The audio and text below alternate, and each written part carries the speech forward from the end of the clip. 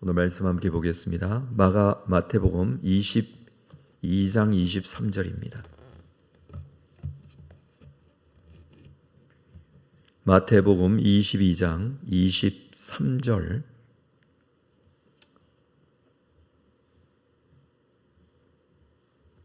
33절까지 말씀을 한 절씩 교독하겠습니다. 부활이 없다 하는 사두개인들이 그날 예수께 와서 물어 이르되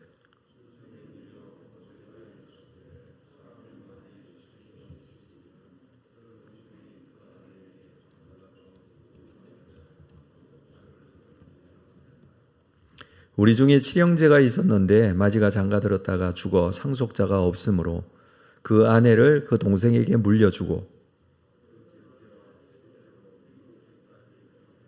최후에 그 여자도 죽었나이다.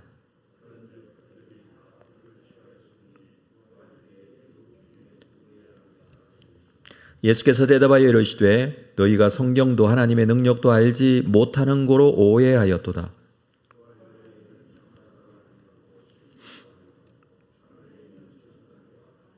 죽은 자의 부활을 논할지인데 하나님이 너희에게 말씀하신 바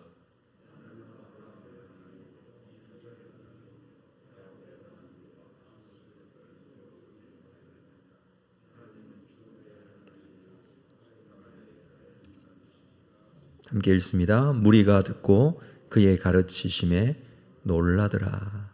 아멘. 오늘 본문에 있는 이야기는 사두개인들이 예수님께 와서 부활에 대한 이야기, 논쟁을 하고 있는 부분입니다. 당시에 유대 사회에는 여러 분파들이 성향별로 있었는데 우리가 잘 알고 있는 대표적으로 바리새인 또는 이런 사두개인, 그 이외에 열심당원이라든지 에세나파라든지 이런 분파들이 좀 있었지만 이 바리새인과 사두개인이 대표적이라 할 수 있지만 서로 신학적인 부분에 있어서 좀 이견을 보였습니다. 그 대표적인 것이 바로 이 부활에 대한 부분입니다. 바리새인들은 부활이 있다고 믿었지만 사두개인들은 부활이 없다라고 생각을 했습니다. 천사도 없고 성경 중에서도 모세 오경만을, 구약 성경 중에 모세 오경만을 성경으로 받아들이는 사람들이 이 사두개인들이었습니다. 그래서 23절에 보면 부활이 없다는 사두개인들이 이렇게 표현을 해주고 있죠. 그날 예수께 와서 물어 이르되, 나름대로 원리를 가지고 있고 이렇게 믿는 이유가 있겠죠. 그러나 중요한 것은 나름대로의 어떤 생각과 판단, 성향, 사상, 이것보다도 중요한 것은 하나님의 말씀에서 무엇이라고 말씀하고 있는지, 사실 그것을 받아들이는 것이 가장 중요한 문제라 여겨집니다. 사두개인들은 예수께서 바리새인들처럼 부활이 있다고 믿는다라는 사실을 알고 있었습니다. 그래서 한 가지 질문을 하게 되는데, 어떤 사람이 대를 이을 자녀를 남기지 않고 죽으면, 그리고 그의 형제들이 남은 이 아내와 결혼하여 자손을 세워야 한다는 모세의 율법 속에 있는 내용을 적용해서 그렇게 질문을 합니다. 24절에 선생님이여 모세가 일러서되 사람이 만일 자식이 없이 죽으면 그 동생이 그 아내에게 장가들어 형을 위하여 상속자를 세울지니라 하였나이다. 신명기 25장 5절에 있는 말씀을 예로 들고 있죠. 신명기도 모세 오경이니까 이들이 성경으로 받아들이고 있는 부분을 가지고 이렇게 질문을 이어가고 있습니다. 그런데 우리 중에 7형제가 있는데 마지가 장가들었다가 죽어 상속자가 없으므로 그 아내를 그 동생에게 물려주고, 그리고 둘째, 셋째, 일곱째까지 이 말씀에 대한 기록, 율법에 의한 것으로 보면 그렇게 해야 되겠죠. 상속자가 없으면 그 동생이 대신 상속자를 이을 자녀를 위하여서 그 형의 아내와 결혼을 해야 하는데, 자, 이것이 7째까지 그렇게 되었을 때에 최후에 그 여자도 죽었는데 부활하게 되면 누구의 아내가 되겠느냐, 이 질문입니다. 창세기 38장에 보면 야곱의 아들들 중에 유다의 집에 이 비슷한 일이 일어나죠. 유다의 아들 엘이 죽고 또 오난이 엘의 아내에게 장가드는 장면이 기록이 되어져 있습니다. 그러나 사실 이런 경우는 거의 현실성이 없는 부분이죠. 물론 논리적으로 이렇게 질문을 할 수 있습니다만은 부활이 현실적이지 않다고 주장하기 위해서 이런 비현실적인 이야기를 들고 나와서 억지를 사용하고 있습니다. 자, 예수님께서 대답하시는 장면은 29절에 너희가 성경도 하나님의 능력도 알지 못하는 거로 오해하였다. 먼저는 성경을 오해했다. 성경이라는 것이 그들이 모세 오경만을 믿고 있다. 물론 그것이 잘못되었다고 할 수가 있겠죠. 그들이 생각할 때는 모세 오경에는 부활에 대한 이야기가 없기 때문에 모세 오경에 그 이외의 성경은 우리가 성경으로 받아들일 수 없고 모세 오경만 믿는데 부활에 대한 부분은 모세 오경에 없다라고 주장하는 것이죠. 그리고 또 하나는 하나님의 능력도 알지 못한다. 자, 이 부분은 사실 인간적인 입장에서는 이런 논리를 앞세워서 얘기를 할 수가 있겠지만 하나님은 그런 인간의 논리와 이 땅의 어떤 삶의 원칙을 따라서 행동하시는 분이 아니시죠. 사실 그 모든 것도 넘어서 계시는 분이 하나님이시죠. 하나님을 하나님으로 믿는다는 것은 하나님을 사람과 같이 믿는 것을 하나님으로 믿는 것은 아닙니다. 사람이 가지고 있는 어떤 한계점이 있다고 해서 하나님에게도 그 한계가 적용되는 것은 아니라는 것입니다. 그리고 30절에 보면 부활 때에는 장가도 아니가고 시집도 아니가고 하늘에 있는 천사들과 같다. 천국에서의 삶, 부활 이후의 삶을 지금의 삶에 비교해서 생각을 해서는 안 되는데 좀 사도계인들은 그렇게 생각을 합니다. 그러니까 누구의 아내가 되겠느냐, 이건 지극히 현실적인 지금 현재의 상황을 두고 적용을 해서 말하는 것입니다. 부활이 있다면 사두개인들도 이 세상을 기준으로 저 세상을 설명하고 있다는 것입니다.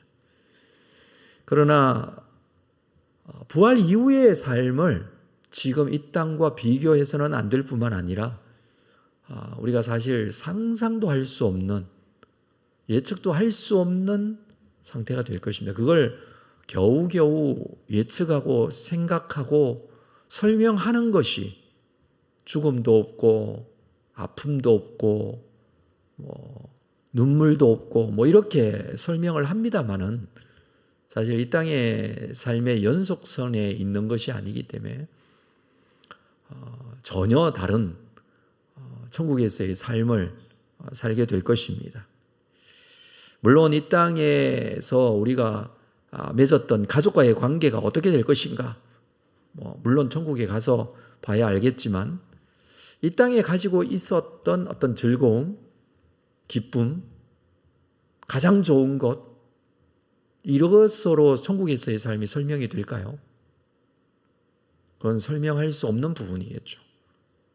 전혀 다른 차원의 천국에서의 행복한, 영원한, 완전한 모습을 우리가 상상할 수 있다면 그렇게 상상을 해야 될 것입니다. 이곳에서 살면서 거기는 그냥 여기보다 좀 더 살기 좋은 곳 정도로만 생각하는 그런 어리석은 생각을 하지 말아야 한다는 것이죠. 그리고 예수님께서는 중요한 말씀을 하시는데 31절 죽은 자의 부활을 논할지인데 하나님이 너희에게 말씀하신 바 나는 아브라함의 하나님이요 이삭의 하나님이요 야곱의 하나님이로다 하신 것을 읽어보지 못하였느냐. 자, 이 부분은 출애굽기에 나오는 말씀입니다. 모세를 만나실 때 하나님께서 말씀하신 것이죠.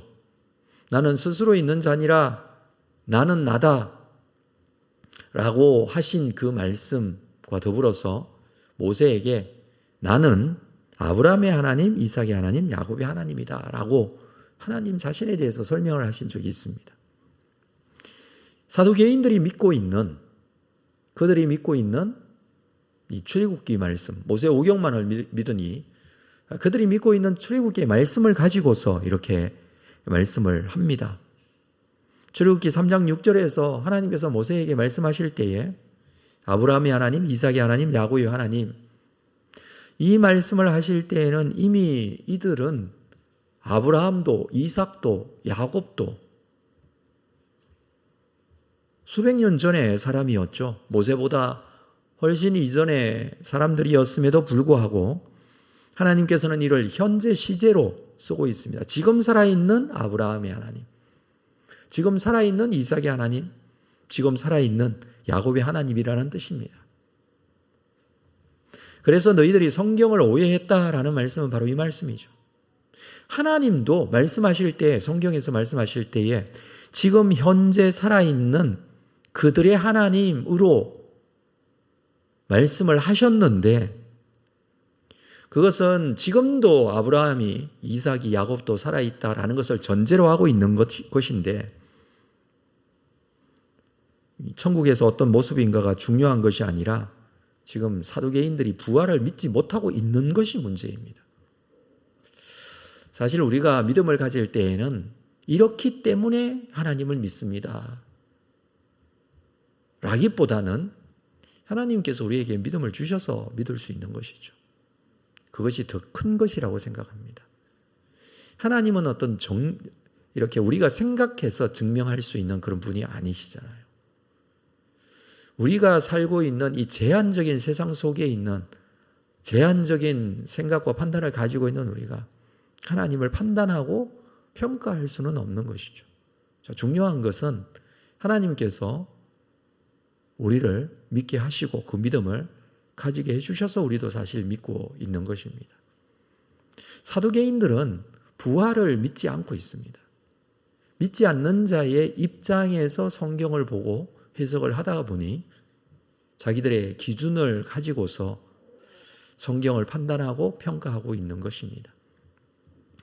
현실적으로 사두개인들은 그때 당시에 부활이 없고 내세도 없고 천사도 없고 또 영적인 부분을 인정하지 않았기 때문에 그들이 살았던 삶은 지극히 현실적인 삶의 근거를 두었습니다. 그래서 굉장히 정치적이었고 친로마적인 성향을 띄었습니다. 뭐 그럴 수밖에 없는 게 지금 현재적인 삶이 중요하기 때문에 내세는 없기 때문에 지금 현재 잘 사는 것이 가장 중요한 것이었죠.